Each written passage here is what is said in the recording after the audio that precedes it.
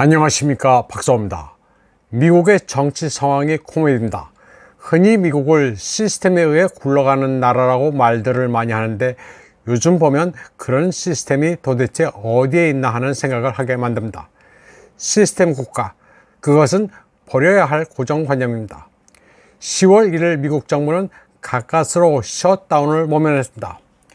일단 연방기관이 11월 17일까지 운영될 수 있도록 단기 자금 법안에 조 바이든이 서명했습니다. 자금 법안에는 키예프에 대한 지원이 제외됐습니다.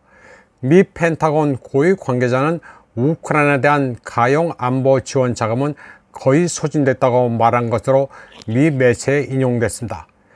연방 정부가 돈이 없어 문을 닫네 마네 하는 마당에 우크라이나에 대한 군사 지원이 언급된다는 사실 자체가 상식적으로 이해되지 않는 현상입니다.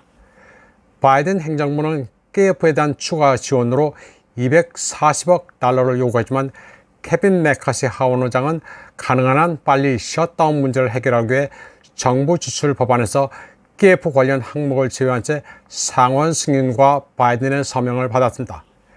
자정 마감 3시간을 남겨놓고 쇼를 벌였습니다. 바이든은 의회가 법안을 통과시킨 직후 성명을 통해 어떤 상황에서도 우크라이나에 대한 미국의 지원이 중단되는 것은 허용할 수 없다고 말했습니다. 허용을 안 하면 어찌할 것인지 바이든도 대책이 없는 사람입니다. 바이든은 제정신이 아닙니다. 그러나 꺼진 불도 다시 봐야 합니다. 바이든은 이번에 어쩔 수 없이 47일 동안 급한 불을 끄기 위해 서명을 하지만 내년 회계연도 예산안을 통과시키기 전까지는 시간이 있다고 말했습니다. 따라서 기회를 보다가 다시 키예프에 돈을 퍼줄 가능성도 있습니다. 다음 소식입니다. 이제 외국 원조를 받아 연명하던 젤렌스키는 숨이 턱 막힐 지경이 됐는데 역시 불행은 겹치기 마련입니다. 슬로바키아 선거에서는 키예프에 단 한 발의 총탄도 원조하지 않겠다고 선언한 스메르당의 로버트 피코가 최다 득표를 했습니다. 3인 흘라스당과 연정을 구성할 것으로 예상되는데 이로써 슬로바키아는 친우크라이나에서 친러시아로 돌아서게 됐습니다. 유럽연합 내에서 빅토르 오르반 같은 노선의 정치인이 한 명 더 늘게 된 셈입니다. 영국 매체들은 피코를 두고 크렘린의 간첩이네 뭐네 하면서 비방하고 있지만 그러거나 말거나 젤렌스키의 확고한 맹호 하나가 떨어져 나갔습니다.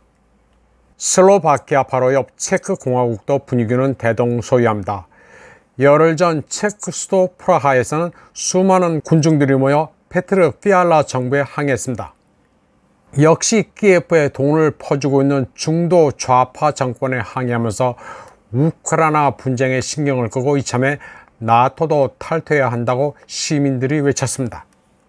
10월 15일 총선을 앞두고 있는 폴란드 바르샤바에서 최대 규모의 반정부 시위가 열렸습니다.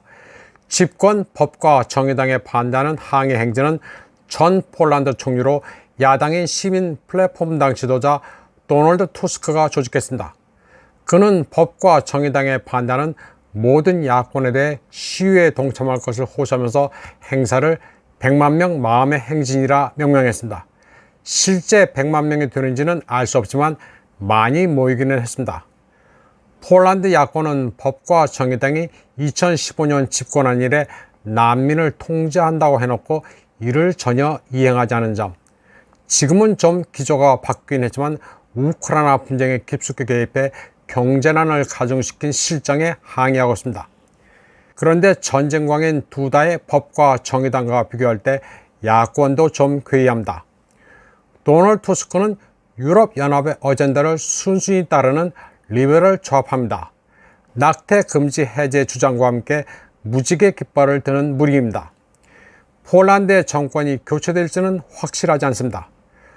두 다의 법과 정의당이 여론조사에서 약간 앞서고 있는 가운데 10월 1일 시위는 야권이 새 결집을 위해 기획한 것입니다. 바르샤바의 정권이 교체가 되든 안 되든 여야가 다 문제가 있어 폴란드의 미래는 그리 밝지 않습니다. 이번 방송은 여기까지 하겠습니다. 시청해주신 여러분 감사합니다.